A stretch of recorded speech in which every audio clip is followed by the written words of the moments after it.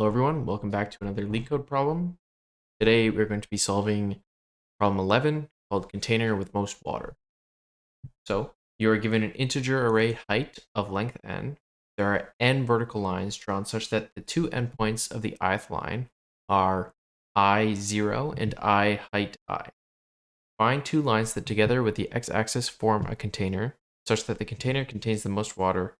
Return the maximum amount of water a container can store. So the lines are as such. So for example, let's say I equals 2. Well, we have something of height 6.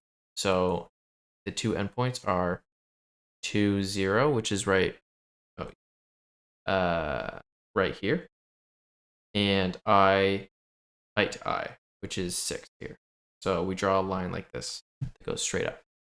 And we want to find the two lines that allow us to maximize the area of the container. If you were to, basically the height will be the minimum of the two lines, and the width will be the distance between the two lines. So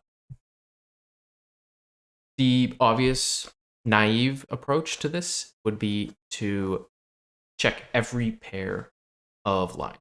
So for example, we check this first line here with this line, we get the minimum height between these two is 1, and the distance between them is 1. So that gives us an area of 1, and that's our maximum so far. Eventually, you get to the point where you compare whatever your result is so far with this line and this line is the pair, and you find that the height is 7, and the width ends up being 7. So you return 49. So I guess I can just show some code for the most basic and intuitive approach, which would just be for I h1 in right height. And then, you know what? I'm actually going to do an in range len of height, or j in range len of height. But we're actually going to want to start from after it. We're going to get that the res, probably initialize that first, is equal to the max of res and j minus I. So that's the width that this rectangle would be multiplied by height, or minimum height I height j. And then turn res. Sorry, let me shrink this a little bit. So you can see that the test case pass. The problem with this is it is an n squared loop. And if we look at the constraints, we see that there could be up to 10 to the 5 lines. So do the math, that ends up being 10 to the 10 possible pairs roughly, which is over a billion. So that's not going to work. So for the approach that we're going to end up using, essentially we're going to use something called the two-pointer approach. So for this problem, what I'm going to do is initialize our low to be 0, our high to be len of height minus 1. So we're starting by choosing these two lines, the first line in the height array and the last line. And this is going to be our current rectangle. And we can also have our res to 0. And eventually we're going to return our res. What we're going to do is we're going to try to sandwich in on the best possible rectangle that we can find, the largest area rectangle. So we're going to do something pretty standard where we do while low is less than high, because once they're equal, we're not going to have a rectangle anymore. I don't know if it explicitly states. Yeah, it says find two lines that together, blah, blah, blah. So two lines, that sounds like we're probably going to need distinct lines. So once low is equal to high, we can stop. So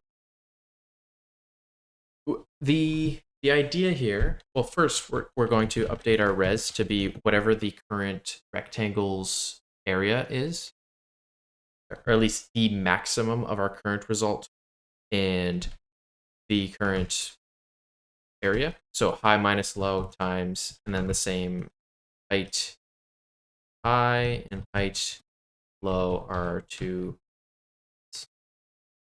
Now we need to think about whether or not we're going to increment low or decrement high, and what kind of condition we need to look at for that. Well, essentially we want to see, can we find a rectangle with a smaller width that is better than our current rectangle? So for that to be the case, well, here we notice that we have a height of the minimum of height high and height low. So for a rectangle of a smaller width to have a larger area, we would need to have a higher minimum height between the two lines that we choose. So in this case, where we have 8 and 7, we would need the height of our smaller width rectangle to have a height higher than 7, which is the minimum between our 7 and 8. So the only way to do that is to change the line that has the minimum width current. So in this case, our high line is the one that has the minimum width. So to do better, we're going to need to decrement high to try to find something that will give us a potentially larger minimum. It's okay if we don't find one, because it could just turn out that our current rectangle is actually the best. But our goal is to try to sort of maximize the minimum of the two lines that we're looking at. So if height low is less than height high, then we're going to increment low because we want to get a higher minimum. Otherwise, we know we can decrement our high, because the height high must be the minimum in the other case, or at the very least, it's equal to height low. And yeah, on the next iteration, we'll look at the next rectangle. So in this case, here we're looking at 7 and 1 to start, and we see, okay, so our current result is something like, I think it's like 8, 1 times 8. So to get a better rectangle of a smaller width, we're going to need to increase the minimum, which is currently 1. So we're going to increase our low to be this value. And we get 8 for this. So we get 7 is our minimum, and then multiply that by the width, which is 7, and we get a better value. And you'll find, if you continue through the example, that nothing else will beat our result of 49. So if we just quickly submit this should work. Awesome. Okay.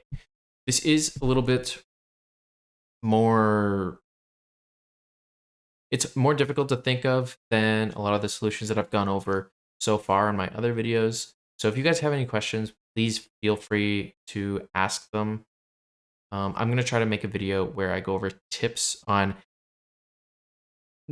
essentially solving these problems is a lot of just pattern recognition and realizing, okay, these are the types of approaches that I can look at. How can I apply a two-pointer approach to this problem? So I'll probably go over a lot of the different approaches and maybe like a flow chart that you could try to go through for these problems. But yeah, thank you so much. Please like and subscribe. See you guys next time.